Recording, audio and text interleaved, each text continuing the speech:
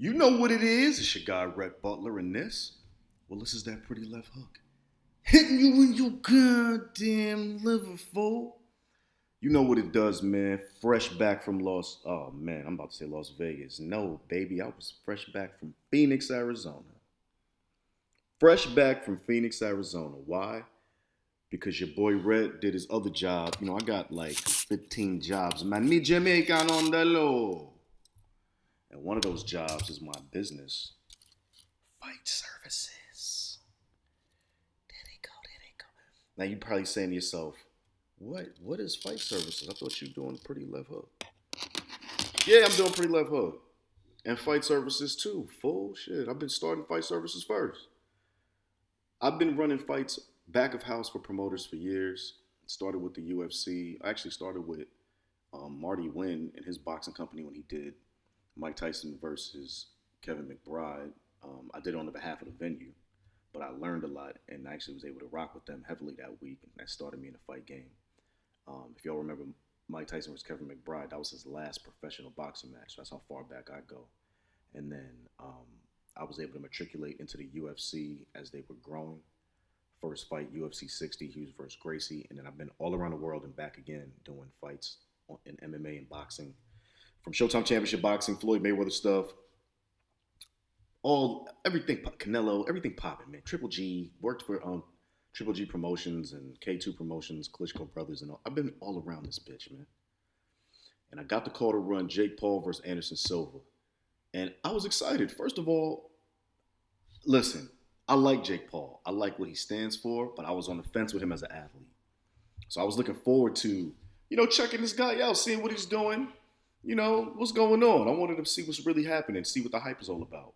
Anderson Silva I've known for years. I've worked most of Anderson's fights since he came to America fighting in the UFC. I was definitely there for his first fight against Chris Levin, which was crazy. I was there for that. My mother came to that. Shout out to my mom, who was like, "What are you doing with your life? You're a whole Howard University graduate. Now you're running around the world doing fights. What is this? What are you doing? Where do you live in Vegas? In a casino?" And then she came and was like, "Oh, I like this." After Anderson beat Chris Levin's big ass head, hey, yo, in like the first round, I think. Shout out to Chris Levin. That's my man too. Anyways, ran the fight. Paul versus Silva, Glendale, Arizona. Amazing. Shout out to Holden Boxing. Shout out to Bryce Holden. Shout out to Melissa Hendricks. And definitely shout out to Emily Moreau. We got a nice little team. I brought my man K Slice Kinson from Vegas with me. And shout out to the two homies I met that worked with me that are local to Arizona. My man Brian McGee and my man John Long. So we made it work. We made it work. And people started hitting me up when I landed back in the DMV area talking about, yo, we seen you was part of or you was in the middle of all the fracas that happened backstage. There was a fight. We seen you was wearing the blue Smurf suit. We seen you, cuz. And I was like, yeah, I definitely had on the blue Smurf suit. You know what I mean? And it was official though, because it's custom. Yo, shout out to Malcolm Staples, custom made to fit. You feel me? I'm on that. And I felt like now it's time to clear the air because, these social medias and these blogs, they be talking about a lot of BS, man. I know what was happening, man. I was there, man. And I asked questions. Now, first and foremost, I'm not going to throw nobody under the bus. Everything I'm saying is allegedly. So if you hear me say that a few times, just understand that I don't throw people under the bus. And I might have a foggy memory because, that's what allegedly means. But at any rate, so Dr. Mike, forgot his last name, but he's a dope dude. He fought pro debut against Chris Avila, who's part of Nate Diaz's team. Nate was in the building. The whole Nate Diaz army, as y'all like to call them, but I call them just the dudes from Stockton, California. They rolled heavy. They came to support their man. They was being a little, listen, Nate is my man. We've been cool. His team is cool. They're a little testy. They don't trust a lot of things. So when they come around, their alert is high. You know what I'm saying? So when you know that already, you just kind of understand that dealing with them, you got to make sure that they feel comfortable. Because when you're not comfortable, nobody's going to be comfortable. Say that to say the following. We, had them doing what they needed to do all week. Fast forward. Chris Avila beats Dr. Mike, right? Welcome to the game. Beats him. Now, after he beat him, you have to go to the doctor. So first, Dr. Mike, ironically, because he's a general practitioner, general practice physician. He went and saw the doctor first.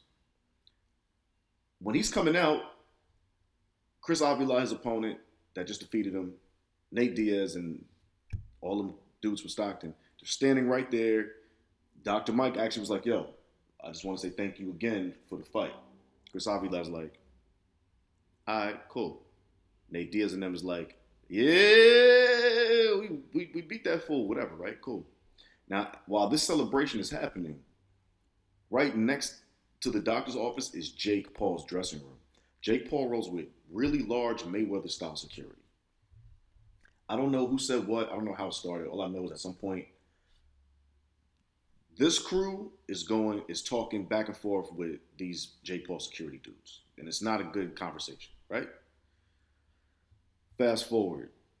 I want to say Jake Paul, who rolls hella deep, all his people came out into the hallway. Now it's a situation.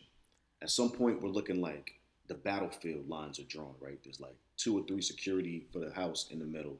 Jake Paul security and Jake Paul's team.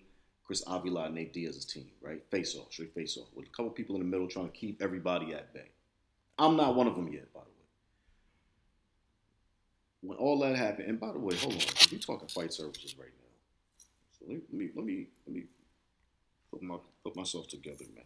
Hold on a second, baby. Like, these are monumental moments. These moments will go down in history, man. We got to make sure that, we represent exactly what was happening at the time. And it was 100% a fight services party, baby. You dig. You feel me? Trophies.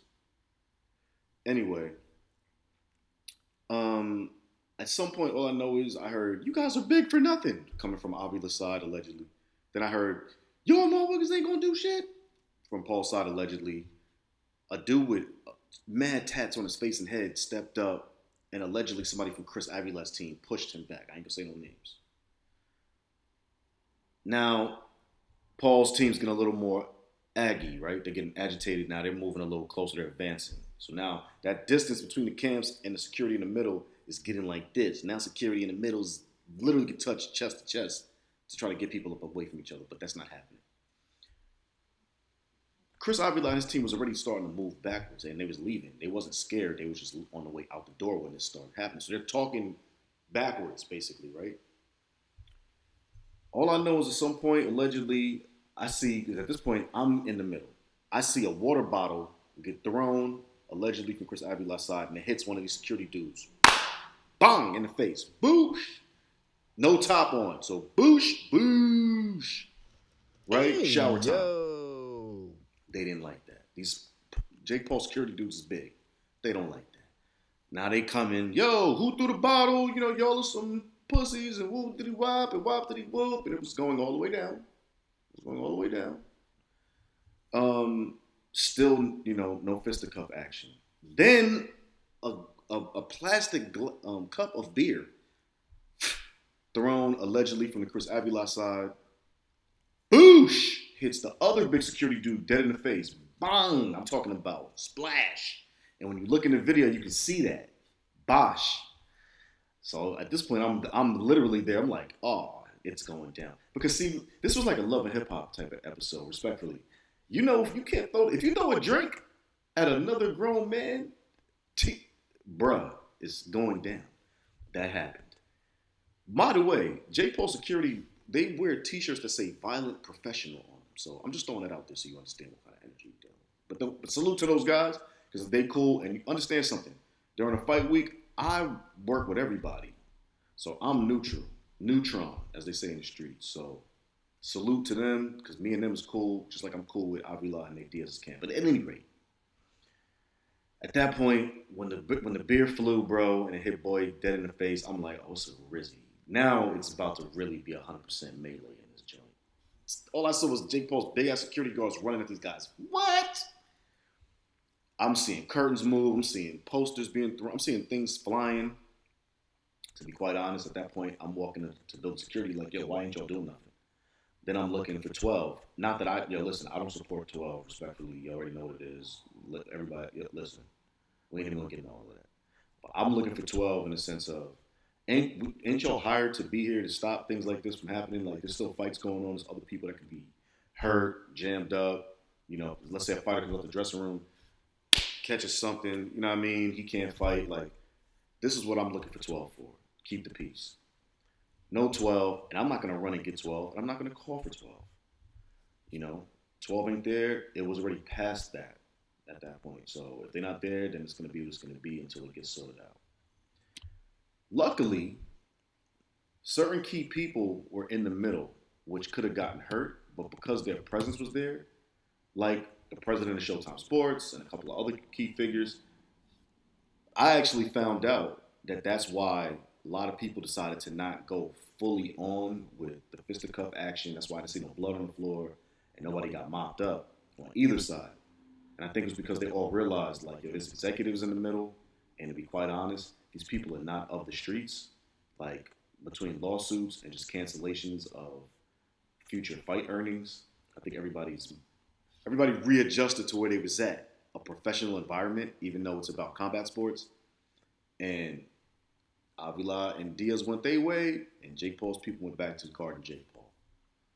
That's what happened. I was there. I was just very thankful. Nothing crazy jumped off. It was a, tense scenario, but it's the fight business, baby. This is what we do. People get paid for bad behavior, so it's going to spill over. Now, I want to talk about the man, the myth, the legend himself, because he's now building a legendary early career in Jake Paul. I like this guy, fam.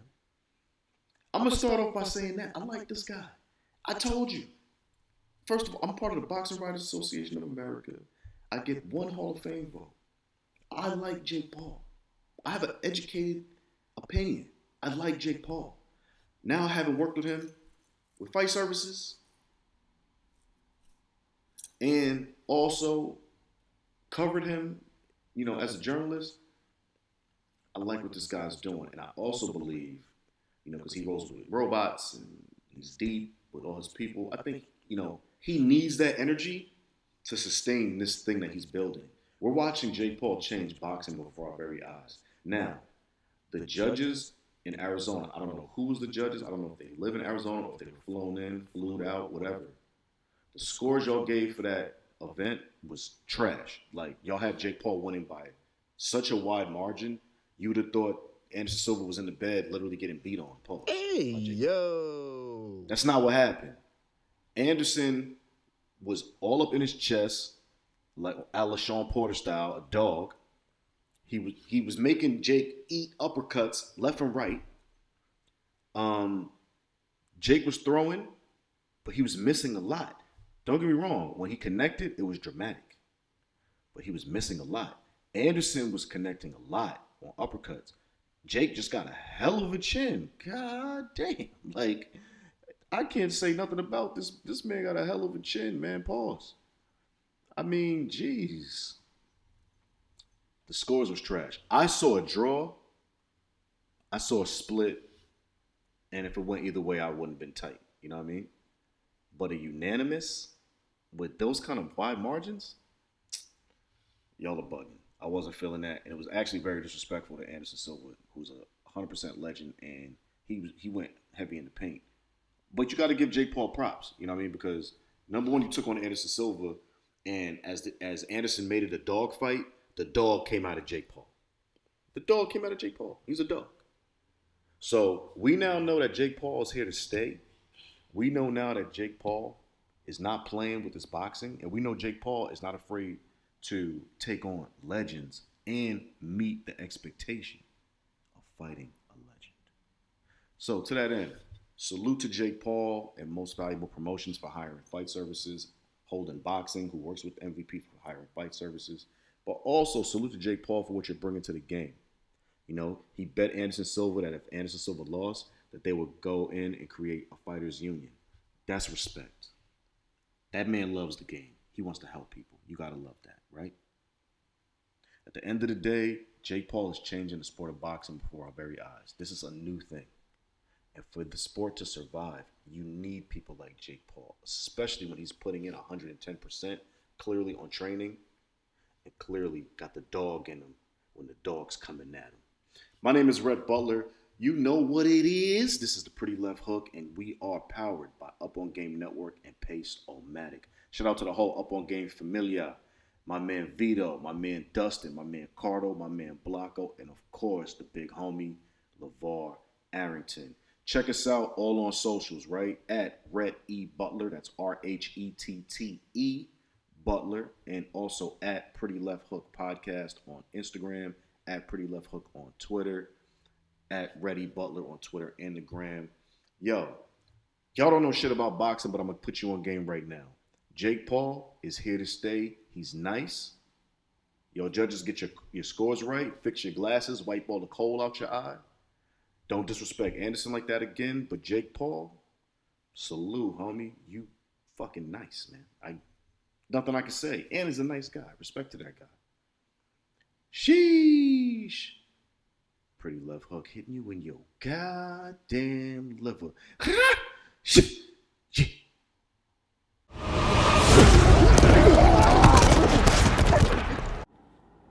Ha ha!